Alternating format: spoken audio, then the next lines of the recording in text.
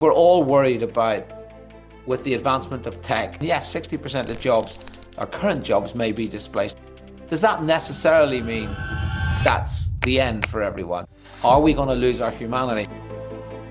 Peer-to-peer learning from the people who've done it and been there is just invaluable. How did other people do that? How did they get around that? How did it go?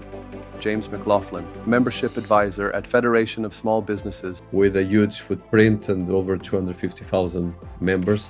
We would host 1,200 events a year all over the place where people can go meet other business owners, learn from them, potentially do business with them, etc. This is an entire podcast just about peer-to-peer learning, because I've been learning more with people like you than actually I learned probably in all my university education. We're still humans at heart. We love personal contact. We like being part of groups. We want to belong. If you're still exploring how AI and emerging technologies will shape our future, you're in the right place. Subscribe now to stay updated about the latest conversations with industry trailblazers. Gain unique perspectives on how to fine-tune these technologies in a human-centric way. Don't miss out, join the community, and stay informed.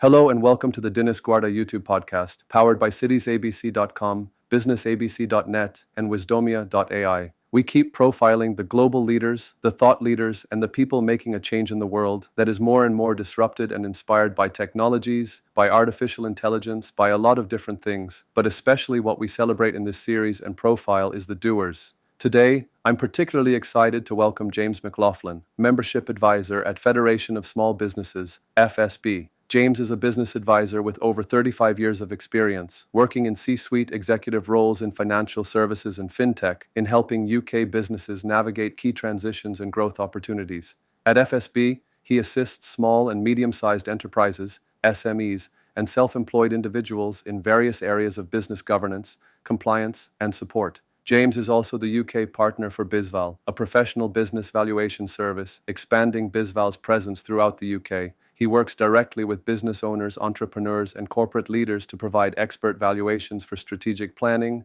exit preparation, acquisition analysis, and compliance requirements.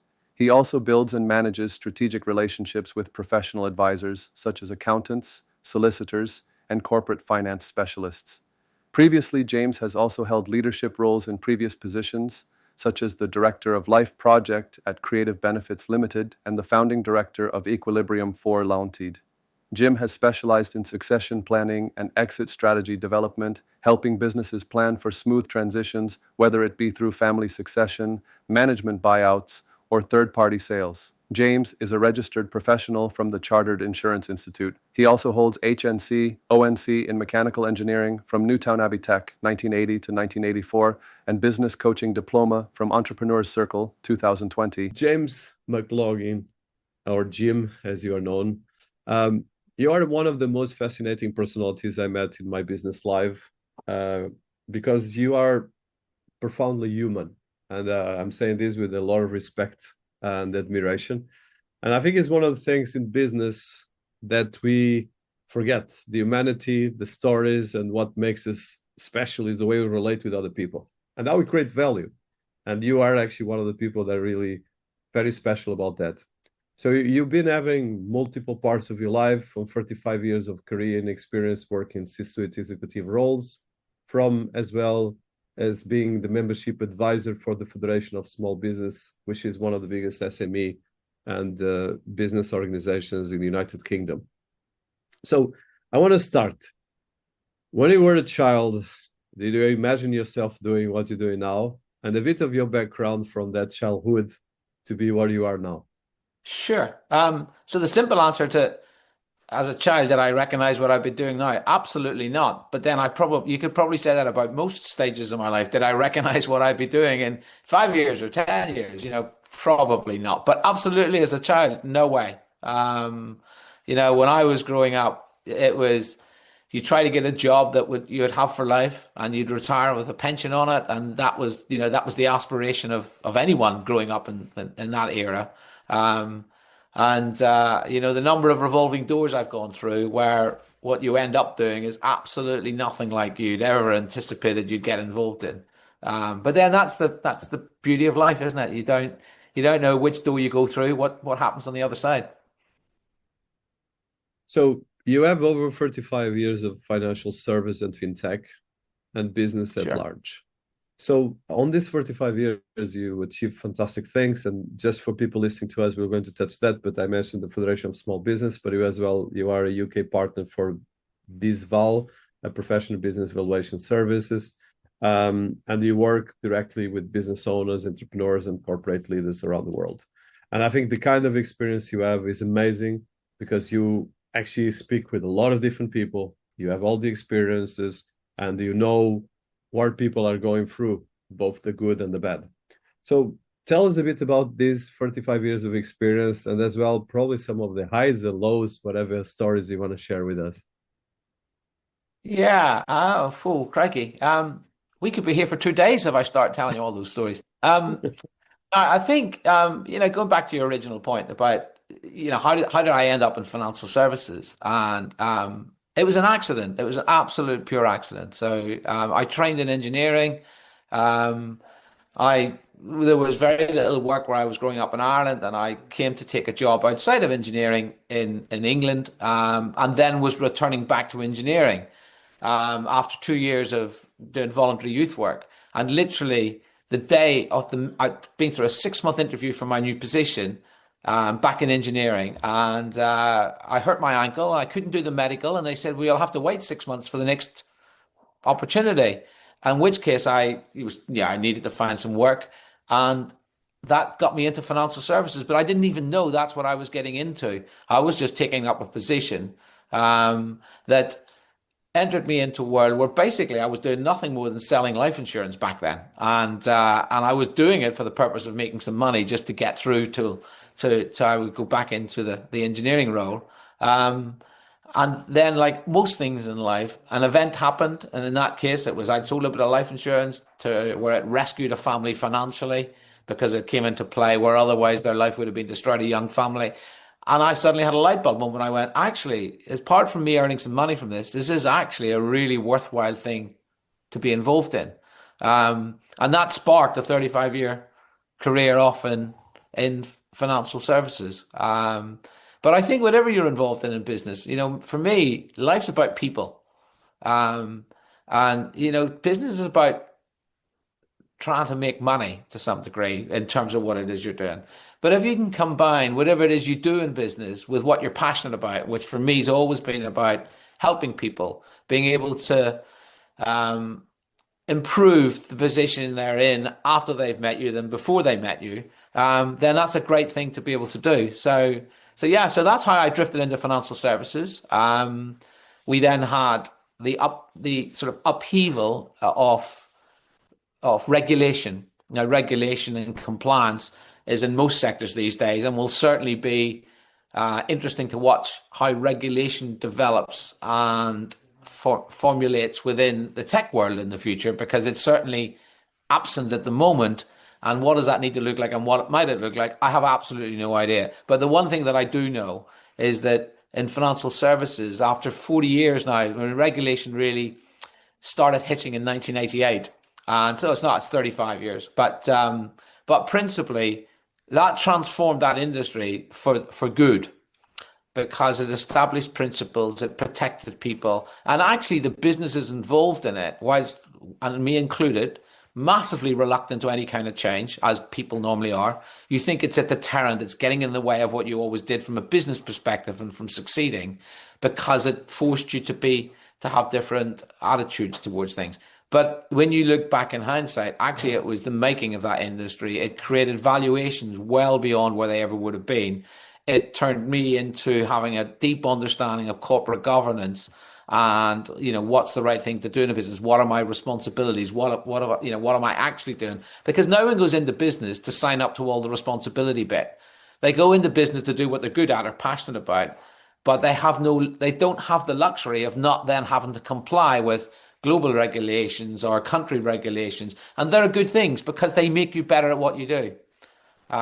So yeah, I think, using that as an example, it's normally most change that you don't like is usually a change for good, so long as you embrace it. So when, embracing changes, embracing opportunities, and saying, I'm going to use this for the good rather than complaining is just a key thing with all of that.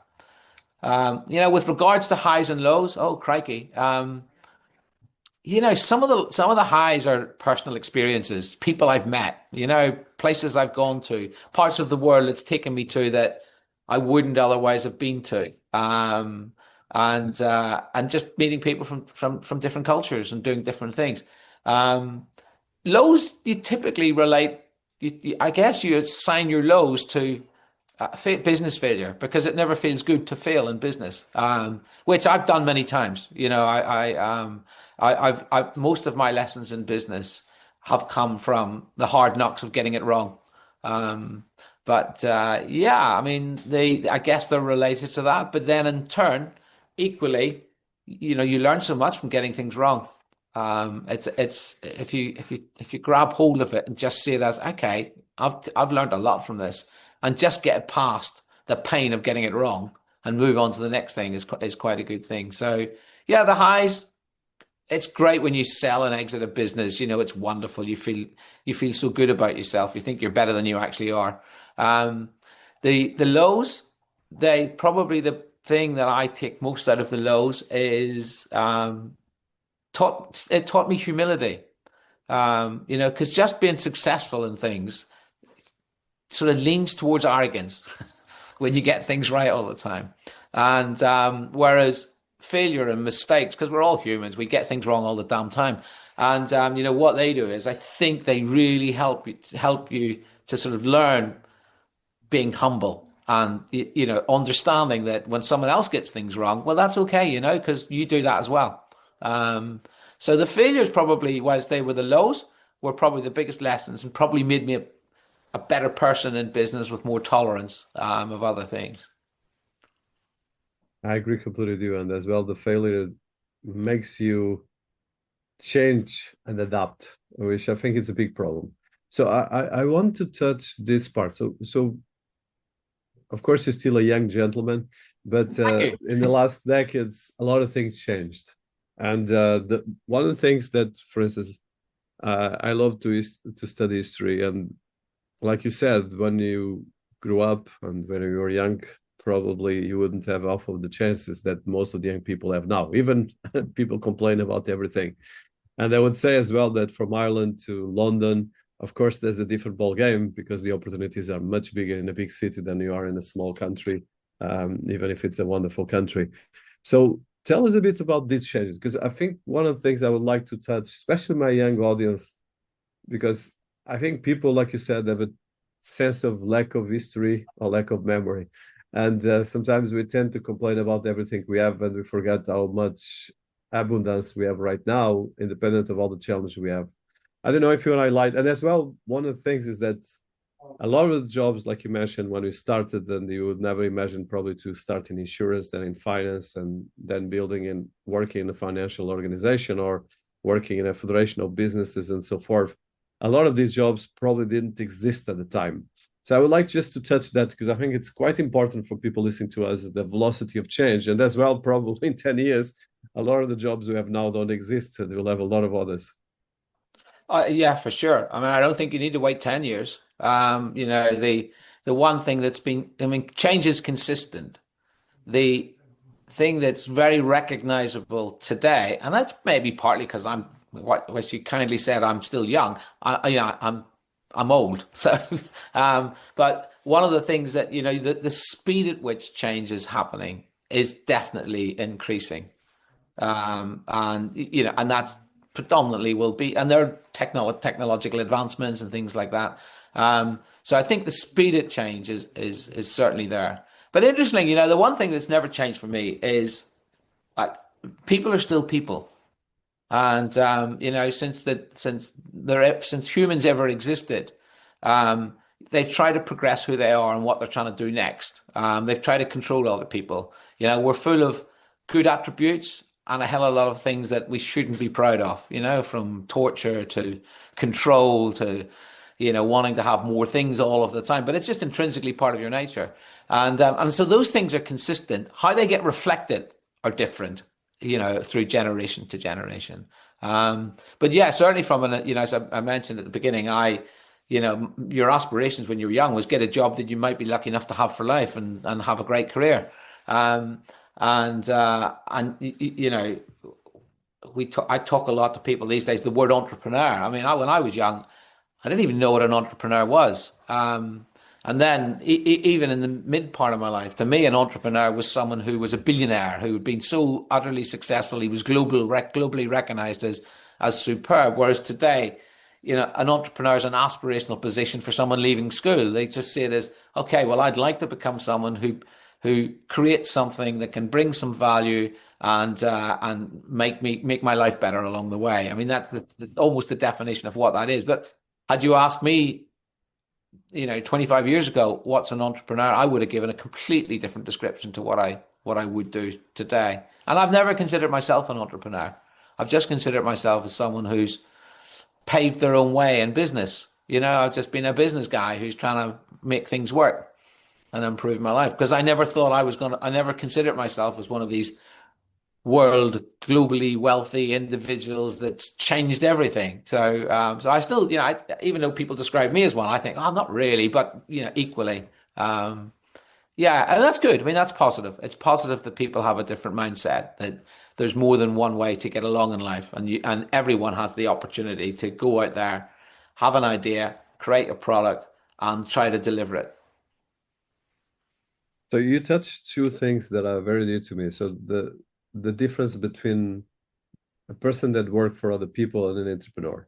And I know that I created businessabc.net precisely because I wanted to highlight the importance of business and digital and improving. But what I've been finding is the challenge what people find. And like you said, most of people want a job for life. They want to have their lives. They don't want to have the risk management of building things and focus on that. So from your experience, because you created a lot of business, you've been involved in a lot of business, and you see a lot of business, and of course you are part of the Federation of Small Business, FSB, which I would like for you to tell about that. What have been kind of the biggest highlights of entrepreneurs, non-entrepreneurs, and the challenge that you see in society related with these two concepts? Because it's a big challenge. Because, for instance, the US is much more entrepreneurial than Europe and then most of the world. And that's why the US leads the economy independent of all the problems. And the countries that are more entrepreneurial normally are much more successful. But it's actually a culture that Europe doesn't have. We have afraid of entrepreneurship. And London probably is an exception, but the rest of Europe is much more. I'm Portuguese, a bit French, and I see the difficulties people have to deal with entrepreneurships and a lot of prejudice as well. Yeah, I mean, I think there are mindset differences in different cultures, which you just need to accept. I think that they exist. You mentioned the US. I've looked at this many times over the years, and you sort of look at Americans, and you meet American business guys, and those guys are good on their feet. They talk such a good story. You're so impressed when an American's delivering a speech or a chat or something. And then sometimes you get into a deep conversation with them and you think, God, there's nothing this good. There's nothing that good about this guy. How the devil's he doing so well?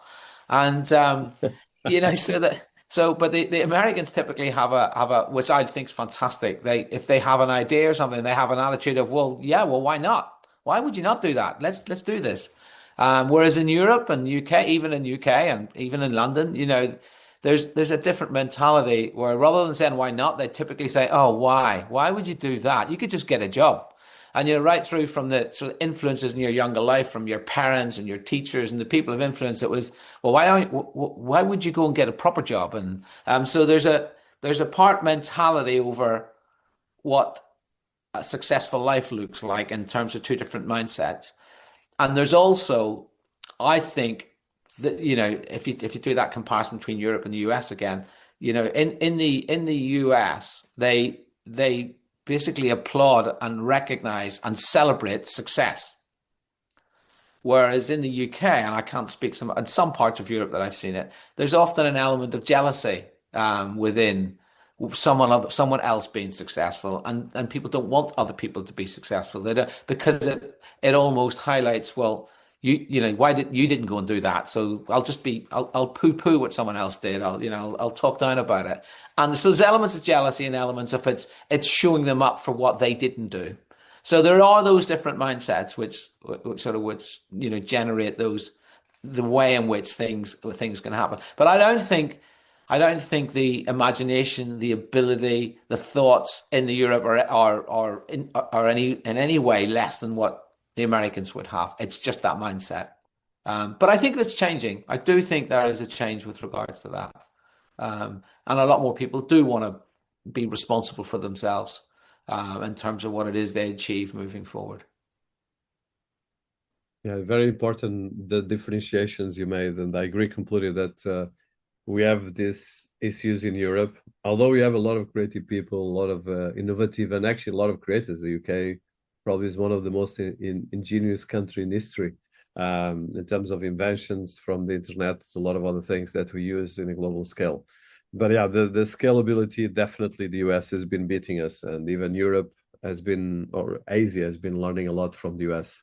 But well, coming back to your background, um, so you are a personality associated with the Federation of Small Businesses, and Small Businesses is one of the biggest organizations in the UK. You are a membership advisor, I think is your official title. Sure. So on first of all, tell us about the Federation of Small Business, which is an organization that is quite significant organization in the UK with a huge footprint and over 250,000 members. Of course, some more active than others, but that's more or less the numbers, and a bit what it is and what it does. Yeah, so the Federation of Small Business, it was formed in 1974, and essentially how it came to be was a businessman in the north of England who owned and ran a small business, was massively frustrated with a proposed change to taxation for small businesses then, and he took an advert out in the national press calling other small businesses, would they like to join him and go to Westminster and lobby government over this ridiculous change in taxation? So that's how the organization came about. It's a not-for-profit membership-based organization. So it developed and grew from how it was born into recognizing that it existed for and on behalf of its members, and continues to do that to this day. So it's an organization that still holds government's feet to the fire within the UK, both at a national level and at local levels and regional levels throughout the whole of the UK, with regards to fighting the good fight on behalf of small businesses. But at the same time, it's developed a program of benefits for those members that essentially makes their life easier. So, in terms of trying to give a simple explanation of, look, when you go into business, and this is something that I often say to new businesses when they're starting up or even existing businesses, when you go into business, you have to be good and passionate about whatever it is you do, whatever your solution is, your product, your service. It's irrelevant what that is. I'm gonna always, I'm going to assume that you're brilliant, you're the best, you're good, you're absolutely superb at that. But now that you've gone into business, actually one of the things fundamentally that's important to you is you need to get customers and you need to keep customers. So you have to develop a new skill set, which is about, well, where am I going to get my customers from? Yeah, I'm really good at it, but I still need to get customers to use it and recognize it and so on and so forth. And then I need to keep them. So that's, if you like, one new whole thing that people, otherwise you've just got a job if you're just good at something. The other side of being good at your product and services, all equally when you go into business, you are now responsible for a whole raft of fiduciary responsibilities, regulations, compliance. You carry responsibility for employees, for the community, for everything your business does. You've now signed up to a whole raft of new responsibilities to act correctly and be good for the community and everything else. So those two outside factors, how do I get and keep customers, and how do I stay legal and comply with all the regulations and rules?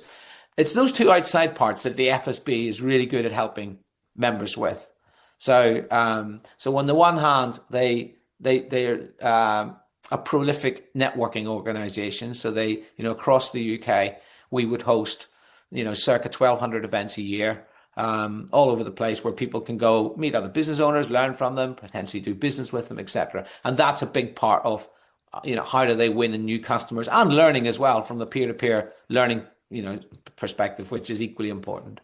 Because most business owners will respect the experience of another business owner rather than what they're being told by a professional advisor, because a professional advisor always has a fee attached. So, again, looking at, and I think I spoke to you when we met before about being human and what makes people make decisions and what doesn't. And I think the understanding behavior, the whole principle of behavioral science and what does it do and how does it work. So networking's a key thing for that, and we do that in spades for our members. On the compliance and regulation side, again, we're there to keep them, we're there to catch them and to provide them with all the tools that they need to be compliant and to stay on the right side of the law and regulations.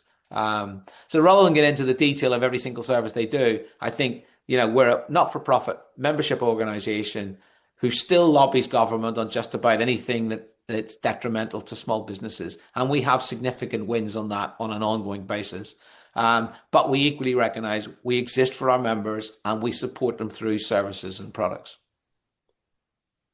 Which is a fantastic motto, and as well as kudos to the organization, because it's been, I think, like you said, the defense of small business is a big thing, because most of society only think about the big ones and the institutions, and there's a kind of a, like you said, not understanding how big. I'm a huge fan of SMEs and small businesses and business in general. I respect anyone that does the force, like you said, or the diligence of keeping the boat afloat and creating jobs and so forth. It's a massive thing, and just fighting for this is a key thing for society. So you are also a UK partner for BizVal, a professional business valuation services. So tell us about this, which is a big thing, especially for startups and for the organizations. And you work with a lot of business owners and entrepreneurs around strategic planning, exit preparation, acquisition, and compliance. I would like to touch this because it's one thing that even personalities in business, if you don't have a big accounting firm or a big legal firm, you do all these mistakes. And most of the business people, small business, medium business, cannot afford this. Yeah. So how do I best describe that? And what, I guess throughout my career, as a business person, you have to make decisions all the time. And you're being promoted to by lots of other people trying to sell you their services, trying to show you ways of doing things, and the methodology changes. And we talk about tech in today's world and what it does and what is marketing. The fundamentals are exactly the same. The methodologies change and the outcomes that come from, but the fundamentals are the same. So, whether it's when I started out in business, I had people trying to get me to buy radio advertising or taking adverts out in the local newspapers and things like this as a way of getting the message of what I did out. Today's there's, SEO optimization, digital stuff, LinkedIn marketing, and I'm sure that will move on again, and, all the methodologies of doing it, but the principle is the same. From a business owner's point of view, one of the things that's frustrated me my entire life is that no one's ever been able to translate to me as a business owner, what does that look like and how does it work? And I don't like accountancy language and I don't understand all the other language. People use their language. All I want to know is, why should I do something and what does that look like and how does that pan out? So, and the bedrock of that actually in a lot of things is understanding what's the value in your business and what would you like the value to move to. So historically, I've been involved in trying to get business valuations for certain stages of certain businesses, different things. So I think it's always been seen historically, a business valuation has been seen as an event-driven thing. So it could, when someone needs their business valued because another person would like to invest in it, or they need their business valued. This is private companies that don't have a listing, so there's no actual recognized value. So any private business, how do you value that? Because a business is only worth what someone will pay for it. And what someone thinks the business is worth from what they own, as opposed to what someone thinks the business is worth as to what they're prepared to pay, there's usually a gulf between those two things. And so the bedrock of trying to understand what, if most people will have a view as to where do they want to take their business. It isn't always to sell it. They could be a family business. There'll be lots of rationale as to why people build businesses. It doesn't necessarily just have to be to sell it one day and make a lot of money. It could be a intergenerational family that's been going on for generation after generation, etc. But fundamentally, there is still the principle of but what is that business worth, and what are we there for? So I'm taking a little bit of time over this. I think valuations, they can be very cumbersome and very expensive. They tend to have been lay at the camp of the rather larger accountancy firms who will try to bring a valuation to satisfy whatever it's there for. I mean, it could be a private business owner who's maybe gone through a divorce, and part of his divorce settlement means they have to put a value on the business. And there's, and that can be any because there's no intention of selling it. It just has to be with regards to a settlement. So those situations still exist today. Knowing and how to value your business correctly and where it sits, I think, is really important. But equally, and more, and almost more importantly, is being able to understand, well, if that is what my business is worth today, but this is what I'd like it to be worth in 5 years or 7 years or 10 years, what do I need to do to achieve that? And rather than just being sold a bit of marketing or a methodology or a consultancy who just adds to my problems and tells me, oh, I need to shift and do this and do that, all they're doing is creating more problems. They're not actually saying, this is the impact it'll have on your business. So things like client concentration risk or the dependency on the owner within it. None of those have anything to do with the profit that company's making, which is traditionally what people think is what makes it valuable. There's lots of factors that go into doing it. So having the ability to understand the valuation of your business and understanding what the sensitivities applied to it will impact and where that valuation can go just gives clarity over, okay, I now know why I want to do that. And I now know what path I've got to follow and where it's going. So BizVal does all of that, and there's never really been anything out there which I've seen that's done it. And as an organization, it was formed by a lawyer and an accountant, and the one of them was a serial entrepreneur and was frustrated at the price and length of time it took to have a company valuation when he was going through one of his exits, and just thought there's got to be a better way. It takes 6 months to get a 90-page report, and 80 pages of those are disclaimers. And actually the rest of it's telling me the information I actually need. So that's why it came about, was to bring a more efficient and more cost-effective way of companies understanding what a value is and where it needs to get to. But it then spilled into, well, rather than, there's probably less than 15% of businesses ever need to have a valuation for an event. But why wouldn't you use valuations for all the other things you want to achieve in business? Because everything boils down to numbers. Because there's very little other ways to measure. There is social purpose, and there are other things you can do. But actually, there's still numbers around that. You still need to be able to see what those numbers look like. So the valuation piece, to me, it's been a breath of fresh air. I think, oh, isn't that wonderful? God, I wish that had been available to me through lots of the businesses I own, because it would have prevented me going down the wrong path. Because I could have said, if I apply that sensitivity, what does that do to my business? It would allow me to go down the right path. It would allow me to understand the things that could increase the value and over what period of time. And well, let's pursue those, because that's actually what I want to achieve. And actually, a lot of business owners, they get on with running the business without actually even stopping to think and understand why they're going where they're going and what they're doing. They just think, well, we just need to grow, or we just need to do that. They don't even know why. So translating that into giving the purpose and the understanding and the direction for a business owner, it to me is really important. So that's why I have the role with BizVal.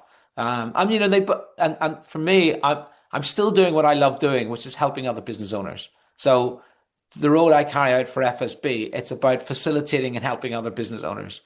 The role that I do with BizVal is I want to evangelize to people about, you use this tool, you're going to create way more successes and a lot less failures for SMEs in terms of where they're going, because you're going to give them a translated visibility that they understand over where they're heading and how to get there. You touch a lot of important things, and I completely subscribe, but it's something that is not well taught. And I believe that if you go I taught in business school, so probably I understand this better in the sense that, okay, most of these things are not taught. For instance, I have a master in a lot of things. I have no education in business, and the business education I had, although I'm from an entrepreneur family, was that I learned it myself. And even in my case, I created a bank, and I'm a global personality in AI. these small details that you mentioned are super important. And that's why I want to highlight people like you, because I think we cannot underestimate these things and the challenge that SMEs go, the business and so forth. Of course, if you're in a big corporation, you have all the machine done for you. Of course, Sure. you have all the challenge, but you become a machine or a person of that machine. In this case here is that you have to be part of this. So I would like to touch from all your experience, and you have a lot of fantastic things and stories. What do you think? And I want to highlight one number that it stayed in my mind after you told me. So with the UK, with 5.5 million SMEs, around 34,000 plus have more than 50 employees, which is a kind of a crazy number to say less, not even 10%.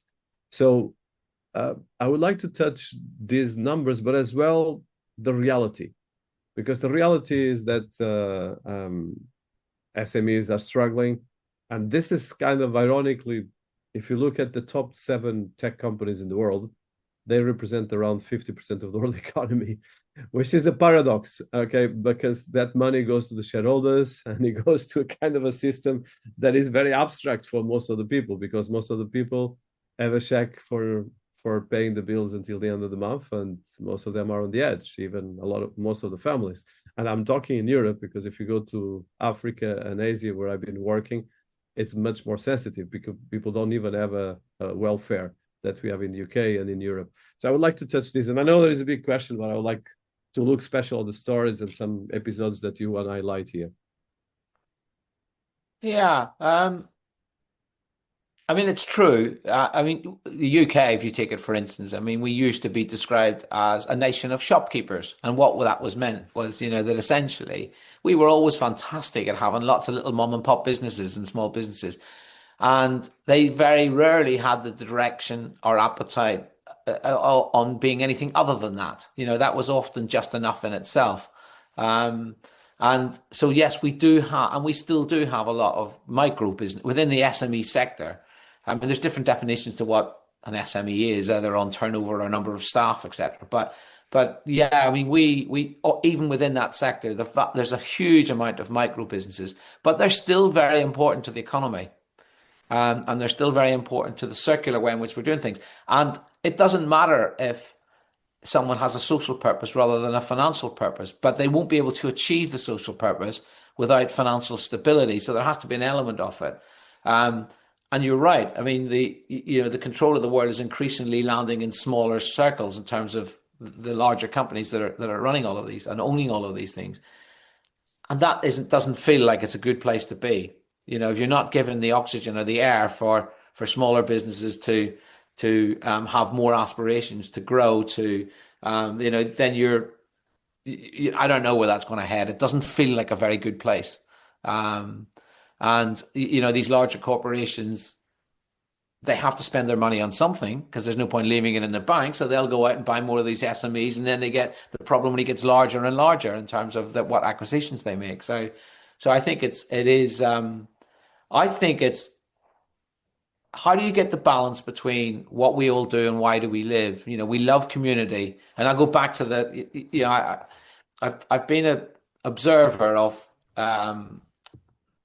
people's behavior and why they do certain things. Why do you act differently in a crowd than what you would do individually? Why do people do that? Why do you do things you just never would? Look, you go to watch a sport game, a football game in the UK, and you got these people who are the most reserved professional individuals, you know, acting like they come from some tribe 500 years ago when they get in supporting their football team because they follow the patterns of a habit. And that whole behavioral thing is important. But I do think SMEs are important for communities because they support communities. They do, they achieve different things.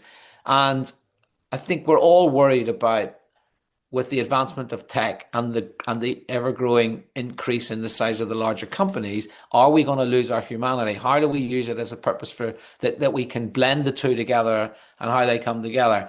I have a lot of ideas in my head about that. I'm not always the best at getting the words out, but I think in principle, that's why I say fundamentally we're still humans at heart. We love personal contact.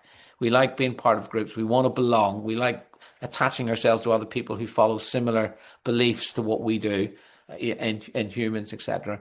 And those are positive. Those are good things. They normally that's when goodwill comes and participation comes. So I don't know if I'm answering your question, to be honest. Apologies No, if no, you're doing. I'm not. No, I think I just think it's there's a bigger picture as to why it is important for there to be opportunity for smaller businesses, and it's not just for the economy. Is my point. I think it's for the purpose of everyone and what their future looks like and how they're going to have a better life, which you feel fulfilled in. And I guess over time as well, as you get older, you're driven by different things. Relationships are important, and the things that make you happy are slightly different as you get older. But I think those are crucial for us not to miss those, and to move. To just think, oh, it doesn't matter, it doesn't count. I think that's wrong if we go down that path. I completely subscribe. And you touch a very important thing at the moment. And this is my next question is, like you mentioned, we are navigating a huge challenge when it comes to the way the velocity of technology is changing everything, the way even we perceive things, because like you said, we just came out of COVID, which actually made us more digital savvy because everyone had to go through the COVID. But suddenly we have AI that is killing jobs at a velocity that is crazy. And we cannot underestimate that. I know that a lot of people, my peers in technology, say that it's going to be wonderful and everything else, but we're talking about potential 60% of displacement of jobs. And this is not a small thing. And this is not just me, this is McKinsey data and a lot of data. So how do you see your interaction with SMEs? And you are in London, which is probably the most sophisticated in the UK, and as well one of the most sophisticated cities in the world. Actually, London ranks for, I think, top third tech city in the world, between top 3 and 5, and some cases even bigger, and the top 1 power city in the world, or top 2, and top 1, 2 financial center in the world, and as well top 2, 3 media city in the world. So we are in an ecosystem that is very privileged, but we're discussing this challenge. So I imagine the rest of the world. So I would like to touch this because, of course, there are people listening to us from India, from Germany, from Africa, from Asia. How do you see this challenge yourself, someone with a big experience, but as well in big organizations that understands what to do, and you have the experience how to defend and so forth? That's a tricky one. Um, do you know what I really believe is that I don't think we know the solutions yet. So I think everything that I might say and think today will probably not turn out to be true. So that's why I'm having a bit of difficulty answering that question. Because you can't put the genie back in the bottle. So, it's happening, and it's happening at a pace in terms of where it goes. And how do you move towards recognizing the completeness of values that's important to how we survive? And yes, 60% of jobs, our current jobs, may be displaced and where they're going. Does that necessarily mean that that's the end for everyone? Is that the worst? Maybe there's how do you replace the importance of other things that replace, that literally takes up that space? So it might not be just pure, because jobs is there's a direct correlation between jobs and the money you earn towards doing the other things you want to do in life. I think that's where it'll all change. And I don't know what that'll be, so I have no idea. But I don't think that what it is you spend your time doing will be so massively directly orientated towards just how much money can I make to spend on the things that I'll try to find some times to enjoy. I think that will move. And the challenge will be not allowing those larger corporates to steal from humanity the ability for them to be able to embrace those other things, because they might have more time on their hands. Or where else can they get satisfaction or value from a social purpose perspective, or from just a general, but at the same time being able to have an acceptable standard of living. So, I mean, we've been the world's very capitalistic in terms of it chases the pound, the dollar, the yen, whatever it is. It chases that because it's seen as the only thing worth achieving. And I think that attitude's changing generally everywhere. So I don't know the answer to that. I'm sorry. But I'd be intrigued to watch what direction it goes in. Yeah, no one knows otherwise. But I think we have more power than you think as well, because like you said, I work and I build technology, so I'm partly responsible for that. And that's why I try to learn with people like you, but as well understand the challenge that we're facing when it comes to this. So coming to this, and I think moving forward, so one of the things that is key for businesses is our both families and businesses and management teams look at their infrastructure, how they look at is one area of your expertise, succession planning.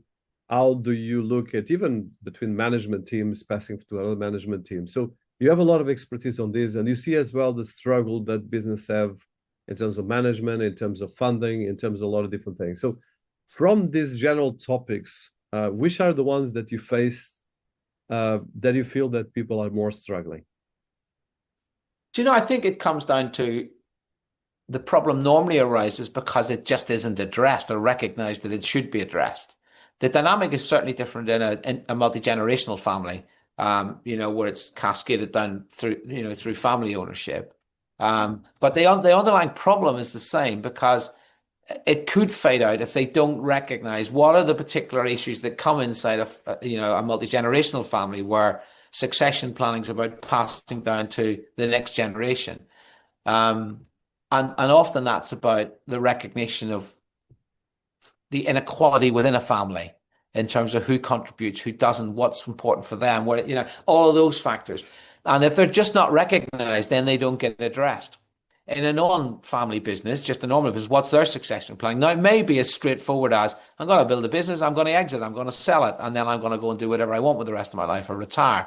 But unless you recognize what you think succession means to you and how you want it to look, you have no ability to plan for it. And that's the biggest problem I find is that people don't even understand that it's a subject that needs to be addressed and to get to it. And just having more money or being wealthier normally isn't what I mean. It's interesting if you watch the TV series Succession in the US, and this billionaire family in the sort of multimedia world. They weren't any happier. They weren't achieving what they wanted to achieve because they'd never actually identified what they did really want to achieve and why they wanted to achieve it. So I think the biggest problem is stop. Take breathe some fresh air and actually step back. And this is the biggest issue I find is getting people to step back and say, why are you doing what you're doing? And what do you actually want to achieve with it? And you always because if you don't start with the end in mind, if you don't know what the end in mind is, you've got no chance of planning for it. And you've got no chance of potentially selecting to go down the right road on it. So I think that's the biggest issue and just because of what you thought where you wanted to go today doesn't mean that's what you'll be thinking next year. So you have the end in mind, you plan accordingly, and then you review it. I think that's fundamental. Yeah, that's a key element. So in terms of the major issues related with SMEs and business in general, so we're talking about some of the things that are if you look at the macro data, is things like funding, grants, digital transformation, and things related. What are the things that, for instance, from these ones, let's look at digital transformation, funding, and even support in a lot of the topics we've mentioned. From the scale of 1 to 3, or at least what would be, and I know that you alone brought thousands of business and you deal with thousands of business. What are the things that you feel people are struggling more? Understanding more than anything. I mean, you talked about what you get taught at business school and what you don't learn in business and where you're going. I think the biggest problem is people just they don't know how to get to where they're going. It kind of ties back into the business valuation piece I had is that, there needs to be a way that you can feel you can be educated as to understanding what's required and why. So do you need to raise funding? Do you need to change the tech? Well, if I do, what's the impact of that? What's the cost and what's the impact? So, that's generally what I've found with most. I mean, I know a lot of business owners, and most of my chums are business owners, and and I've been a business owner, and most of my failures have happened because I never really understood where I was heading and why, and I wasn't able to interrogate well enough what to do and when to stop making mistakes, because that's one of the key things. One of the hardest things to do in business is to reverse a decision that you've already made. Um, and certainly, if I look at the things where I've made substantial losses in business, they've always come because I've never been capable of walking away from those decisions quicker, because I never had any ability to know why I should walk away. I just, and you get married to them and you think, oh, I need to make this work because I've spent so much money. I now need to find a way to make this work. And, a classic business owner or entrepreneur, they're good at solving problems. That's what makes them successful at what they do. So they kind of have a belief they can. And so there's a balance between that attitude of mind and trying to create solutions, but at the same time being able to understand, but what's the implication if I don't get that right? What's the time I should walk away from it? And we as humans, we're all brilliant at thinking we've spotted bandwagons. It's always too late. That's why people buy the markets at the high and sell at the low, because they thought they've missed out, so they'll go and buy, and that was the wrong time to buy, and then they sell, and then so it's the reverse of what they should do because there's no education over it. So I think it's the same with business. Is what are the decisions to help me? Can I apply for a grant? Do I qualify? What do I need to do? What change will that bring to my business? Do I adopt technology? Do I appreciate that? How do we use? I mean, even in BizVal, within the business, we've created inside that business, a good piece of tech that literally brings in, investment bank quality valuations as good as you're going to get anywhere. But it's not a tech business. It has tech functionality, but it's human led, because to get the most out of that and for it to work properly, you've got to work with the business owner. You've got to make them understand what it is that they're putting in and why and how it understands. So I think it's that combination between the utilization of tech and all the wonderful things that it does better than humans can do, but overlaying it with what humans actually need and require from it. So it's just visibility and understanding and the right education rather than the wrong education. So I want to touch the education side because, for instance, I was just prepared for the meeting, and for instance, if you look at the biggest cost that this is official data, especially for the UK SMEs, is the rising costs, inflation, energy and raw materials, increasing taxes, and global competition. And then, of course, there's the operational challenge like talent acquisition, evolving market dynamics, cybersecurity threats, data protection, remote work, and IT infrastructure, which you touch. So on the education side, this is a big thing for me. It's critical. This podcast was created because I want to educate myself and people that listen to me. And it's a continuous work.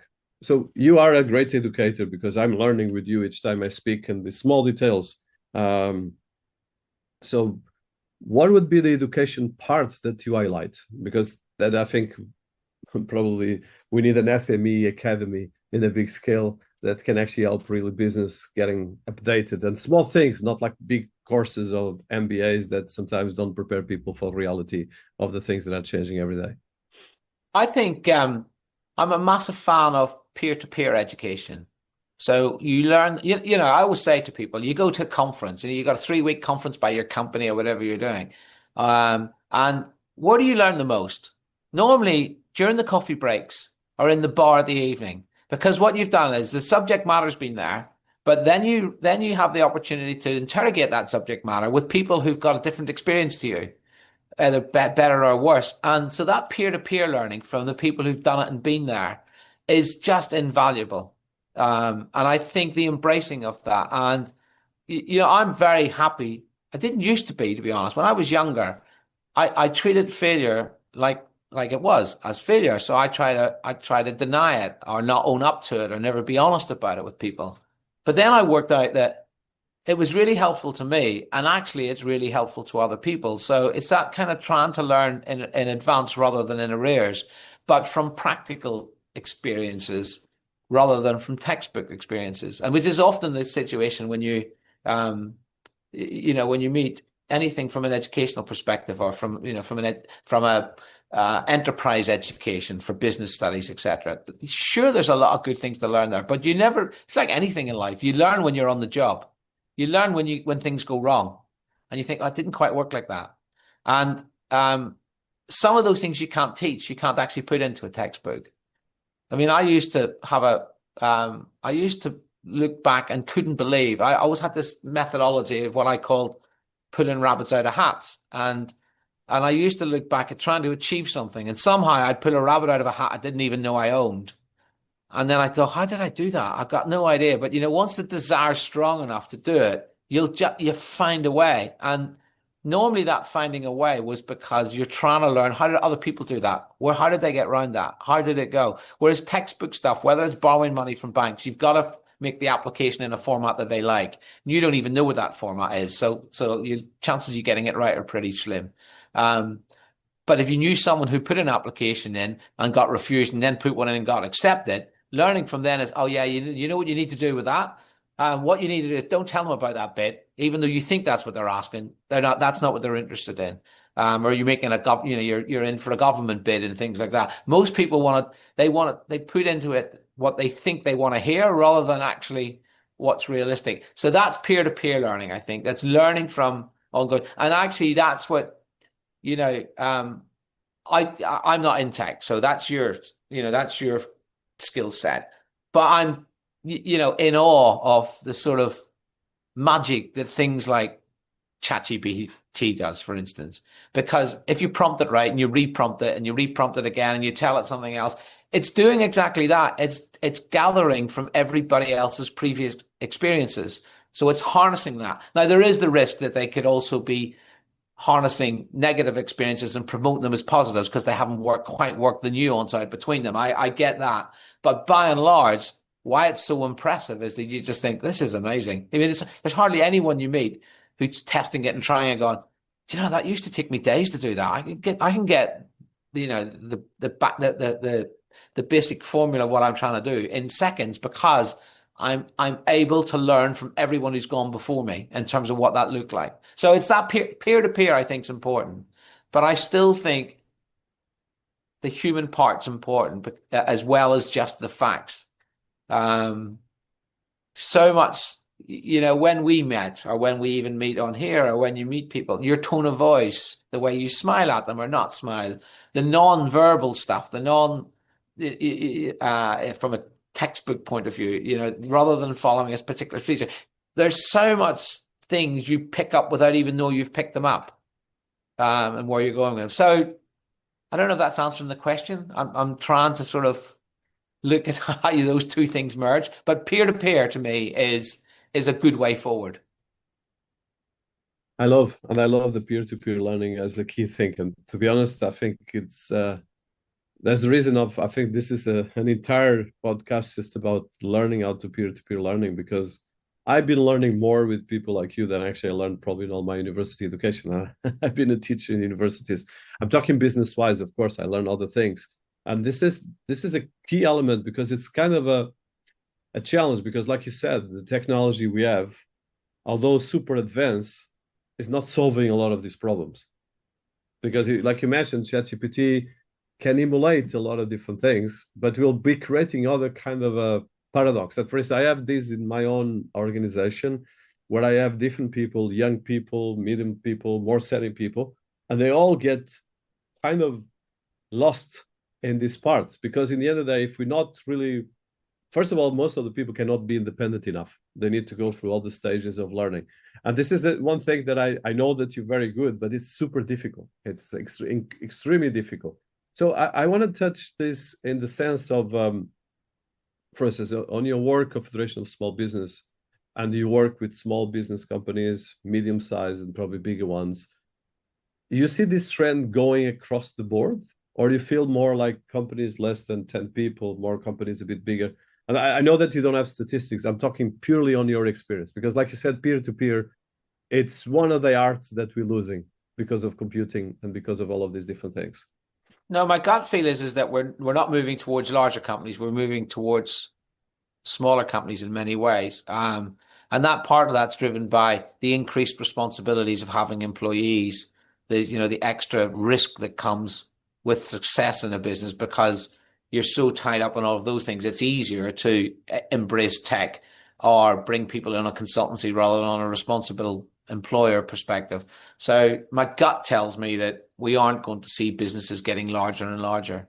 I think we'll see the concentration of ownership lying with larger companies, but the fulfillment below that will be with lots of smaller micro businesses doing lots of little functionalities for them. And the challenge will be, is there an equitable and fair way of splitting the profits or spoils or share, that comes from how that's performed? That'll be a challenge for sure. Yeah. But if it's recognized, like anything, like how do you solve a challenge? Well, you don't solve it until you recognize it exists. So That's a good point. and that's the thing for me was if you can recognize there's a problem, well, that's good. If you didn't know it was there, you have no chance of solving it. But the minute the problem exists, you can then start to work at how do we actually solve it. And one of my greatest frustrations with people from, I'm going to say your world, but people who from a technical background is that they love solving problems that don't even need solving. Because they thought, oh, I've thought of a great way of doing things, but practically no one needs that solution. So that's where and I find over the years, I mean, and maybe it's because I'm getting old. I mean, my son works in tech support, and we always jokes with me. I said, "What do you actually do?" He says, "Oh, he said, I just work with people like you who are useless and tell them to turn the machine off and back on again." We always joke about it in terms of what we're doing. The thing is that I get frustrated with the way in which I do something becoming more complex because someone's thought that's a really good way to do it.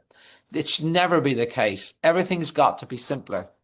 It's got to, and tech to me should be an enabler, not the reason you're doing something in the first place. So make my life easier. Don't make it trickier. Don't make me have to fill in 3 forms to get to when I used to just have to do 1 to get something to happen.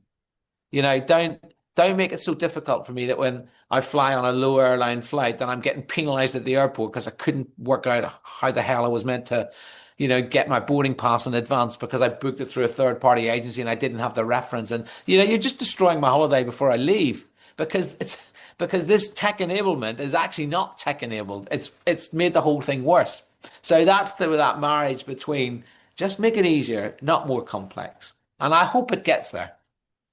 Yeah, I think and of course we are much better than ever. Not even to be negative, but I agree with you. I think a lot of these layers of technology just made a lot of things more stupid. Although in macro we improved the numbers, but in micro there's a lot of experience. And I keep thinking about your peer-to-peer learning because it's a key element, and as well the mentorship element of this.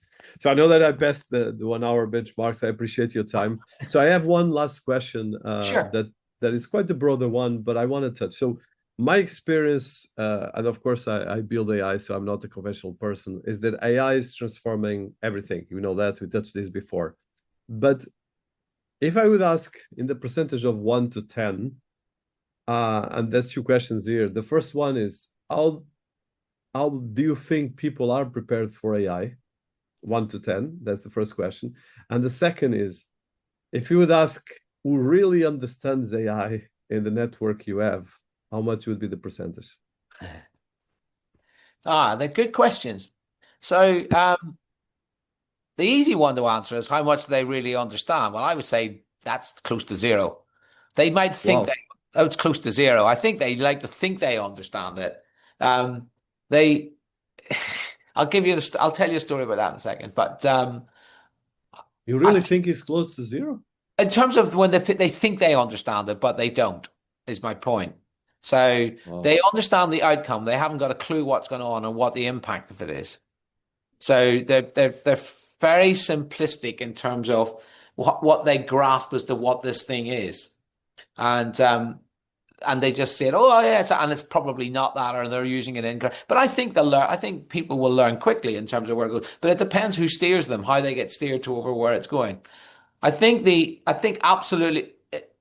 absolutely everyone understands it's here to stay, and how do I get to use it properly? And you know, some things are, I mean, my partner, for instance, who uses ChatGPT for a lot of things in terms of what they're doing, but she now refers to ChatGPT as a him. Oh, he told me to do this. And when I did this, he told me I was wrong. No, I'm not. I shouldn't be doing it that way. I need it. And I think, who the hell is he? Who's this guy in your life that I haven't heard of, telling you how to do things? And then all of a sudden, you've got this guru who knows absolutely everything. Oh yeah, no, he's really good. He worked that out for me, and he did. And you know that, and and I just wanted to share that in terms of, I'm thinking, well, it's just it's a big data engine that's relying on other people's experiences and it's bringing it to you. It's not a person, but so she's got to this point where she actually, almost the point she considers this as a person, as her best friend almost, who's just, he's helped me like no one else would. It's brilliant. So, um, so I think that's what I meant by no one, by almost zero understanding what it is and how to. I mean, the fact that we're using it and it's good, but that's that. I don't know if that helps answer that question. No, no, no. Yes, and I touch this because I have been having crazy experience. Because one thing is people that have more education, but I've been having this from big personalities in the investment world, in the banking world. That's exactly they. So I think your notes are probably correct. And this happens a lot in previous iteration of technology. The challenge now is that these iterations are at a velocity that is much more. And of course, an AI as well. Most of people are not conscious that when you putting your data in ChatGPT or in other platforms, you're sharing your entire privacy with all of them, both your personal life, which is much, much more sensitive in social media, because social And, media, and, and that's what they I don't meant about know. having, yeah, and that's what I meant by having zero understanding of what it is, because they're sharing it without actually realizing what they're giving away. Yes. And So, we're passing all of this data for US to a couple of companies or to China. So yeah, it's quite serious. It's quite serious. No, well, it's been mind blowing, and I think thank you so much. I think I will continue the idea of having a series about peer to peer learning, because I think this is kind of element, and this is why I wanted to interview you, because your straightforward approach is very important. So, last thing for advice you give to young entrepreneurs with your wisdom and as well with your successes and failures, but as well with your continue. I think that's what I love. You are full of energy and passion. um, do you know, ignorance is bliss. And when I was young and starting to be successful, I was so delighted when I looked backwards that other people hadn't told me how it could have gone wrong. So in terms of what's my advice to, it's a hard balance to get, because the older you get and the more you learn, you know more about how things work and how things don't work. So when it's a young entrepreneur, it's trying to give them the balance of not quashing their enthusiasm or their energy to do it. Just sort of like say, oh yeah, yeah, go and give that a go. Well, I think you should try that. But it's almost like a parent, isn't it? Is that what you want to not argue too much. You want to win the important one. So you turn a blind eye to all the things that are not working. So it's having the ability with a young entrepreneur to turn a blind eye to all the things. You don't have to tell them everything they're getting wrong. You just have to let them get out there and do it.